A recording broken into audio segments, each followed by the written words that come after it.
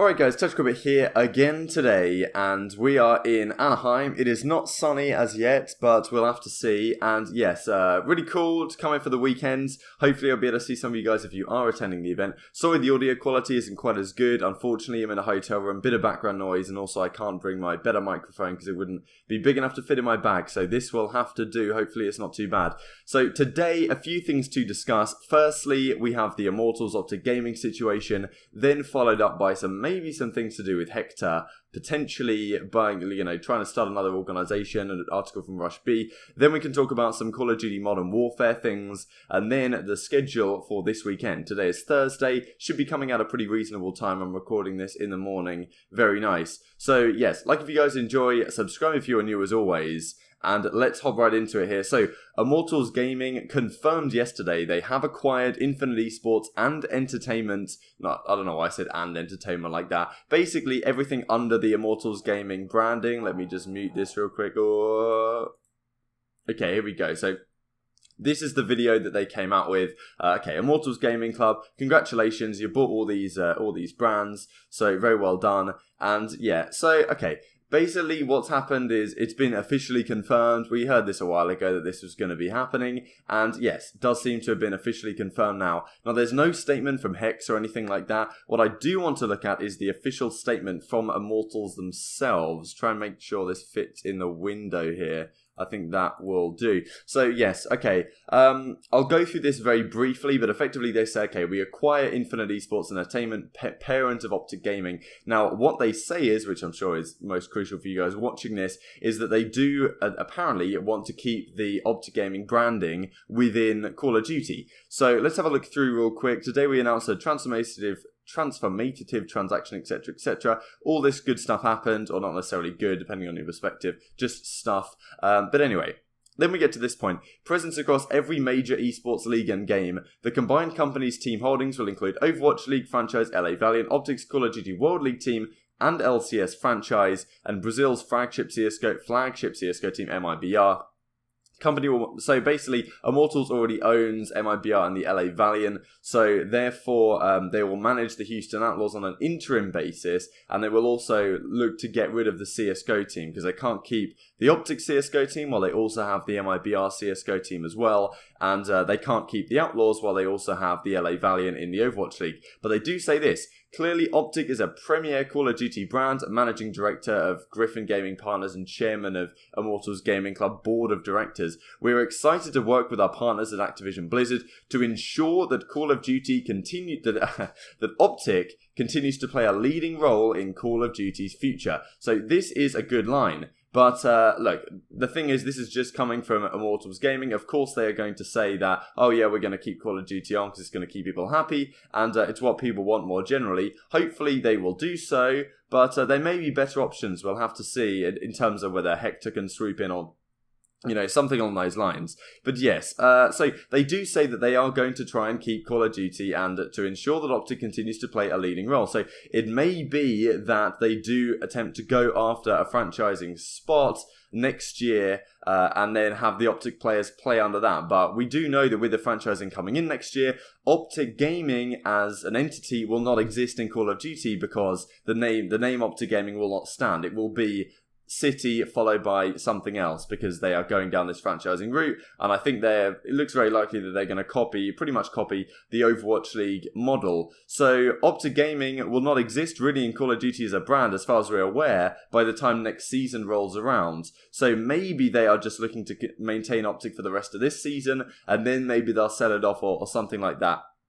We'll have to see. The LCS franchise will continue to operate under the OpTic Gaming name. So I'll link this down below if you want to read through the entire thing if you are interested in more general stuff. So yes, OpTic Gaming tweeted out this: new partners and a new future, but still OpTic. This is our legacy. This is our duty. Interesting. Maybe there's some sort of point towards Call of Duty. #GreenWall. Interestingly, in their press announcement, they didn't mention anything about the Gears of War team. So I don't know what the hell they're doing with the Gears of War team. I guess we'll just have to see over time. And also the content creators is one of the big things here, because no one really knows what's happening as the content creators. I think a lot of them are doing this old guard thing we talked about a few days ago. So yes, it does seem like that, yeah, this is what's happened. And now we have the following. Now, this is an interesting read from Rushby Media, very short article, so I'll just rush through it. Very funny. I'll link this down below as well. HECZ still chasing Houston Outlaws, may start new organisation. The sale of OpTic gaming brand by Infinite Esports and Entertainment to Immortals were made official this morning. With that, there are a few loose ends that need to be tied up. So yes, this is what we're talking about, how the fact that they own an Overwatch League and they own an Overwatch League team, they own a CSGO team, this stuff will have to go. Now, the Houston Outlaws will be looked to be sold, as we saw in the previous thing. So sources close to the situation have informed Rushby Media that Hector "HECZ" Rodriguez, who of course has been the CEO of OpTic Gaming for however long, but doesn't have much control nowadays because Infinite own it, Infinite did own it, is looking to potentially purchase the Outlaws and use that as a building block for a potential new organisation. Now, the entire idea that he might be doing this implies to me that he's not happy. I mean, understandably, he's not happy with how the Immortals situation has gone down, but there was rumours that maybe he was trying to get a seat at the table on Immortals to control the Call of Duty stuff especially. So the fact that he might be going down the route of an entirely new organisation implies to me that he's not particularly confident that Immortals are going to do a great job with the Call of Duty team, because the COD team is his number one.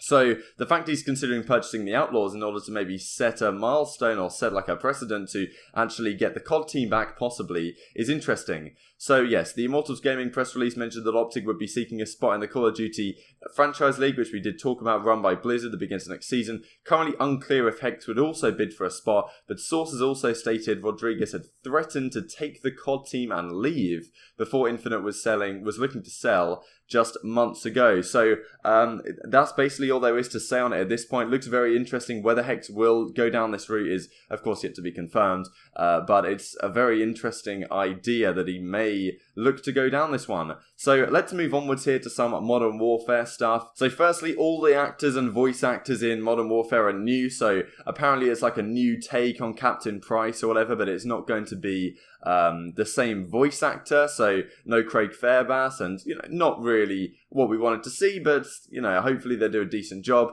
but it's not ideal. And then there's a couple of things that might be multiplayer related here. Apparently they're going for a crazy realistic view of things. There's realistic weapon effects in the game, bullet drop for weapons, more things to think about when playing. And then they say the following here, there's a new mounting mechanic, so you can breach spaces more tactically. How many times have we heard that over the years? And also there has been further rumours that there won't be a minimap in this year's game unless you get a UAV, in which case the minimap will then appear. So I don't know what to say right now, but it does seem like they're going down a super Modern Warfare, but at the same time, very realistic route. They talked about the same thing for the campaign. So yeah, we will just have to see how it goes in the next couple of days. And these are a couple of images. I'm not sure if they're doing any more reveals at E3. I think their E3 stuff might be done. But these are a couple of images from the multiplayer. Now, I'm not sure this is actually from the multiplayer. Charlie Intel said from multiplayer. But I think what they may have implied is that it's possible that this could also be from the Spec Ops stuff they're introducing. Because, is this a multiplayer map? Is that what you're trying to tell me? It doesn't seem likely to me. There is a thing over here that might be something that isn't just the woods. But to me, this doesn't look likely that this is a multiplayer map. This is probably a Spec Ops mission or something like that. But at least we do get kind of an insight into... this looks like I'm playing COD Ghosts again, right? You had the VKS sniper rifle or whatever it was called with the big silencer on it, the ghillie suit in the grass, and also we had this image, which is a Juggernaut suit coming back. And the building is interesting here. This looks maybe more like it could be an actual map. We'll just have to see. I'm guessing this will be some sort of score streak in competitive, like we had back in Ghost. You could have the Juggernaut suit and run around with, and maybe in the past as well. So, pretty interesting. Got the death machine. Kind of some cool stuff here, but whether this will make it into the actual multiplayer, because my theory is this is probably Spec Ops stuff, is my theory, but maybe not. Anyway, let's go on to the matches then. So CWL Anaheim, today is Thursday, tomorrow is Friday, and it begins at 2 p.m. Pacific time, which is where I am, and for you guys further east, it's going to be a lot later than that, which is unfortunate, but that's West Coast events. So yes, firstly, this is the mainstream. So we'll go through the mainstream matches, absolutely stacked. FaZe versus Splice is really fun. I'm looking forward to seeing this one. I think right now, like, the favourites have to be either between United, OpTic, or 100 Thieves, probably the three favourites. Then FaZe have got to be number 4th. And then I don't know who you're going to put as your number 5 favourite. I'd be interested to hear your thoughts down below, or even really any other thoughts over the course of the video, of course. But yeah, like, who are your number 5 favourites for this tournament? Are you going to say someone like Splice, maybe? I feel like Reciprocity might be a bit of a dark horse to at least make a deep run and maybe get to a top 4 or something. We'll just have to see. But yeah, FaZe Clan versus Splice first up. E-United Reciprocity. So of course these are all pool play matches. OpTic Game and Evil Geniuses. 100 Thieves versus Envy. OpTic Heretics. And 100 Thieves versus Gen G. So the OpTic matches, I think this one will be interesting. I don't reckon Heretics will put much of a fight, but all the other matches seem kind of enjoyable from my perspective. Obviously, I don't know, maybe Heretics can do something, but at London they did get 3-0'd pretty comfortably on main stage. And this is on main stage again. So the Bravo stream, Heretics, Evil Geniuses, Gen G, Envy, FaZe Clan Midnight, E-United, UIU, Splice Midnight, E-United Elevate. So which are the key matchups here? Probably Gen G Envy actually is one that I'm looking at, and Heretics Evil Geniuses will probably be a battle for second place, as will maybe Splice versus Midnight. So those are ones to keep your eyes out on. And the Charlie stream, so the units, oh, they actually are calling them units. That's interesting, because they're not under Denial anymore, and so it's the Denial squad, but they're not under Denial because the organization collapsed, and they didn't want to be called Denial because the spot belongs to the players. So they're going to go by the name Units, which is pretty funny. But yeah, so they're playing on Charlie here, and you know, once again, a few of these matches might be very interesting. I mean, Luminosity are playing 3 times all their matches on the Charlie stream.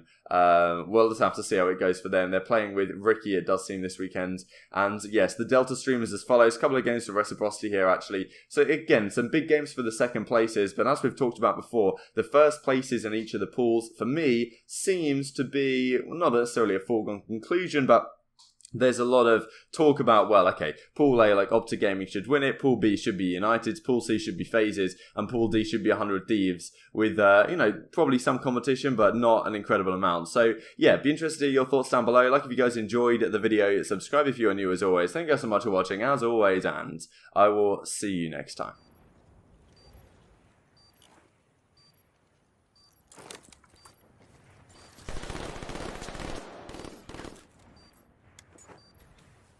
You're the last man standing. Show me grace under pressure.